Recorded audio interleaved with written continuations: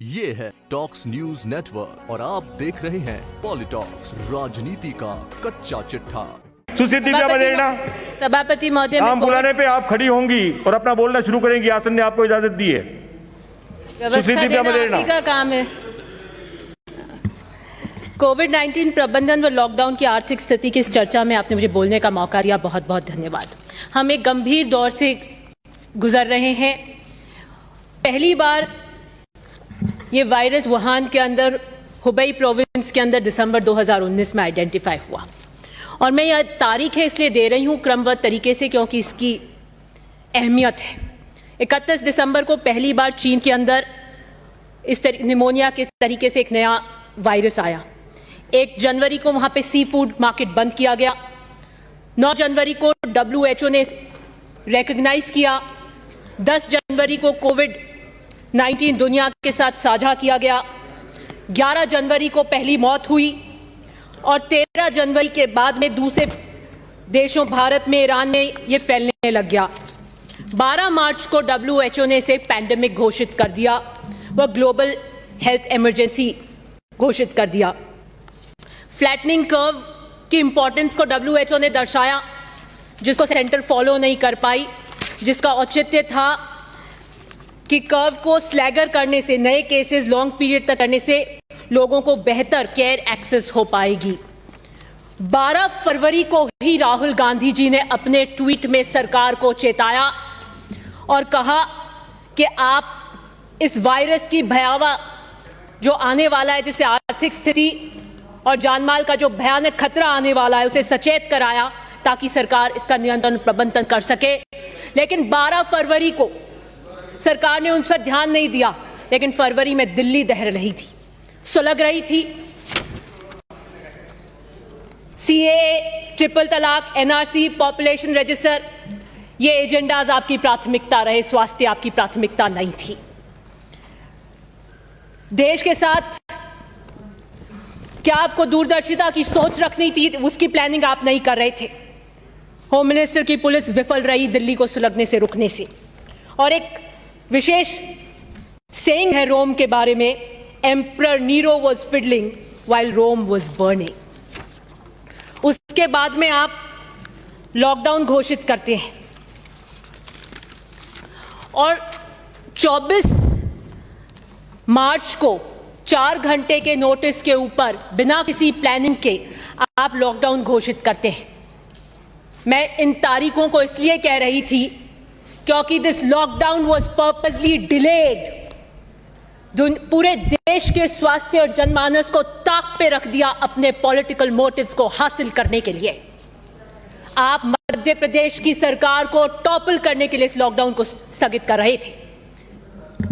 23 मार्च को 9 बजे शिवराज सिंह जी चौहान मुख्यमंत्री की शपथ लेते हैं और 24 मार्च को देश में नेशनल लॉकडाउन लगता है। अभी बहुत सारी तोहमतें पहले लगा रहे थे कि सरकार होटल में थी, खंडन नहीं करते, सरकार संवेदनशील नहीं है। 8 मार्च को जब 3 चार्टर प्लेन, 6 मंत्री और 9 MLA को बेंगलोर के होटल में रहते, तब आपको कोविड की चिंता नहीं हुई। 10 मार्च को रेजिग्नेशन एक्सेप्ट हो जाते हैं और जब ये सब कुछ हो जाता है तब आप लॉकडाउन की व्यवस्था करते हैं मात्र 4 घंटे में। आप सोचते नहीं, आप प्लानिंग नहीं करते। तालियां बजवाई आपने, थालियां पिटवाई, मोमबत्तियां जलाई, लेकिन वो जो मजदूर रोडों पर आ गए, उनके चूल्हे कैसे जले इसका आपने नहीं सोचा। और सबसे पहली मौत भी कर्नाटका में हुई कोविड से। बिना तैयारी के जल्दबाजी में सब्जियां खेतों में सड़ी, मंडियों में सड़ी, ग्राहकों तक नहीं पहुंच पाई, किसानों को कीमत नहीं मिली, उपभोक्ता को सब्जी नहीं मिली, एसेंशियल कमोडिटीज की आवक घटी, 60% सड़क पर थी ट्रक्स, 1 करोड़ दुकानें बंद हो गई, ट्रांसपोर्ट कीमतें 4 गुना बढ़ गई, राज्यों और राज्यों के बीच की सप्लाई चेन चरमरा गई, नतीजा इन्फ्लेशन पूरे हिंदुस्तान के अंदर बढ़ गया। ये आपने किया, ये प्रबंधन था आपका। और नेशनल डिजास्टर एक्ट है जो ये कहता है, जिसका सेक्शन 6(2) ये कहता है, the national disaster management authority under the national disaster management act which is to be presided over by the Prime Minister of India with 9 nominated members will have a national plan for a national disaster and COVID-19 is certainly a national disaster. लेकिन आप कोई national plan के साथ नहीं आए, आप 4 घंटे में ऐसे लॉकडाउन के साथ में आए जिसने आपने पूरे आर्थिक रूप से हर समाज के वर्ग को आपने चरमरा कर रख दिया। यह अचानक लॉकडाउन कर दिया जिससे लाखों लोग सड़क पर चले आए, कोई सुविधाएं नहीं दी। अगर आप नेशनल प्लान के साथ में आते जो कि सेक्शन 2D के अंदर कहता है that approved by the national authority, तो आप रिलीफ कैंप्स देते, shelter, food, drinking water, medical, ये सबको आप सुनिश्चित करते, जो आपने नहीं किया। मैं मजदूर की एक व्यथा कहना चाहूंगी कि हमने हृदय विदारक देखा किस तरीके से मजदूर आया था, हमारे रोंगटे खड़े हो गए। आपने उसको तिरस्कृत किया, उसे दरकिनार किया। कंस्ट्रक्शन लेबर चाहे हर जितना भी 39 से 45 करोड़ आबादी हमारी मजदूर की है, आपने इनके रिहैबिलिटेशन के लिए, इनके एम्प्लॉयमेंट के लिए कोई पॉलिसी आप लेकर नहीं आए। फिर आपने बसेस चलाने का थोड़े टाइम बाद में, कुछ अवधि के बाद में, जब पूरा देश एक स्वर में इनके लिए इनकी व्यथा को बोलने लगा, तब आपने कहा point A two point B buses जाएंगी, जो कि पॉसिबल नहीं थी। आप बाहर से लाने के लिए प्लेन ला सकते हो, लेकिन मजदूरों के लिए आपकी प्राथमिकता नहीं है। फिर आप ट्रेन लाने की बात करी आपने, और उसके फेयर भी आपने नहीं दिए। कांग्रेस प्रेसिडेंट ने उसी वक्त तुरंत पीसीसी चीफ्स को लेटर लिखा कि सारा फेयर कांग्रेस वहन करेगी। तब आपके स्पोक्सपर्सन ने कहा कि आप झूठ और राजनीति कर रहे हैं, 85% हम दे रहे हैं और 15% दे रहे हैं, उसके लिए कोई सर्कुलर नहीं था, लेकिन आप अपना झूठ बोलते रहे। आपने मजदूर के लिए कोई फाइनेंशियल स्टिमुलस नहीं दिया, बस पीएम ने आखिर में जाके माफी मांग ली कि मुझे माफ कर दो। तबाह करके आपका माफी मांगने का यह अंदाज भी गजब है। मैं मजदूर की एक व्यथा पढ़ना चाहूंगी। जा रहे हैं हम, जैसे आए थे वैसे ही जा रहे हैं।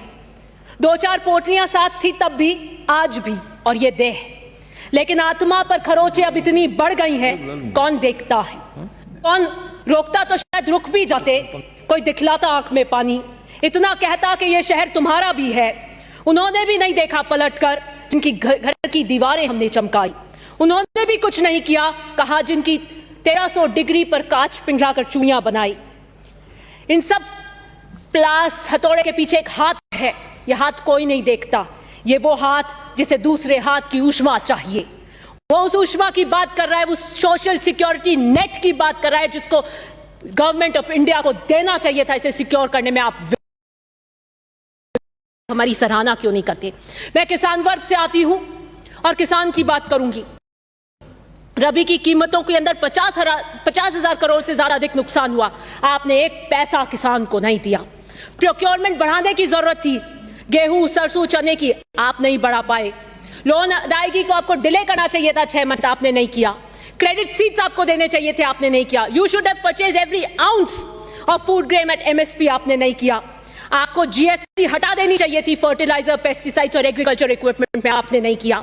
आपको कम से कम 10,000 रुपए ट्रांसफर करने चाहिए थे 8.22 करोड़ PM किसान योजना अकाउंट्स के अंदर, उनको पैसा देकर आर्थिक सिक्योरिटी देनी चाहिए थी, जो आपने नहीं की। इससे कहीं पहले आपने फसल बीमा योजना, मौसम आधारित बीमा योजना में केंद्र वाली प्रीमियम राशि को 100% कट कर दिया और आप किसान के घड़ियाल आंसू बहाते हैं। एग्रीकल्चर सबसे बड़ी इकोनॉमिक एक्टिविटी का हिस्सा है। फिर बात करिए रिटेल सेक्टर, जो 35.41% इकोनॉमिक एक्टिविटीज का हिस्सा है, 20% एम्प्लॉयमेंट जनरेट करता है, उसे भी इन्होंने कुछ नहीं दिया। छोटी दुकानें बंद हो गई, सप्लाई चेन्स टूट गई, बट इन्होंने कुछ नहीं किया। एक विकट इकोनॉमिक इमरजेंसी की सिचुएशन में, क्राइसिस में लाकर हमारे देश को इन्होंने खड़ा कर दिया, और ये कहते हैं कि आप हमारी सराहना क्यों नहीं करते।